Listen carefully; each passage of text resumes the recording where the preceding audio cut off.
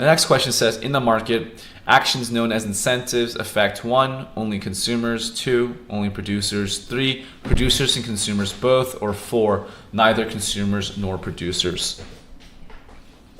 And so in this case here, we're talking about incentives as things that motivate certain types of behavior, whether it be positive or negative behavior.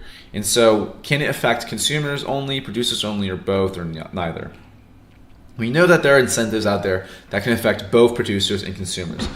We can imagine things such as sin taxes, which are levied on consumers of addictive goods like alcohol or cigarettes, and that would be a negative incentive to decrease consumption of those goods. It doesn't ban the consumption of those goods, but it definitely talks about reducing the incentive to buy those goods.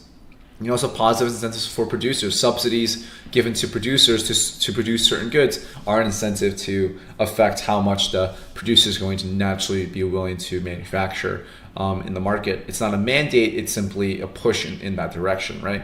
So you can see that there's definitely examples of incentives affecting both producers and consumers. So 3 is going to be the best answer here.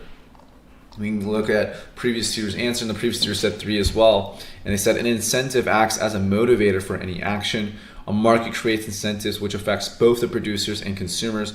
All the agents of a market are incentivized to involve themselves in market activities. Incentives can be financial, which provide a material reward to the agent, or can be moral incentives that reward in terms of a sense of self-esteem, admiration, or satisfaction. A market mostly creates financial incentives. Consumers have an incentive to engage in a market due to their needs and desires, whereas producers have the incentive to do the same to maximize their profits. And so certain examples of incentives include sin taxes and subsidies, which would affect both of the producer and consumer sides of the economy. But the answer is correct.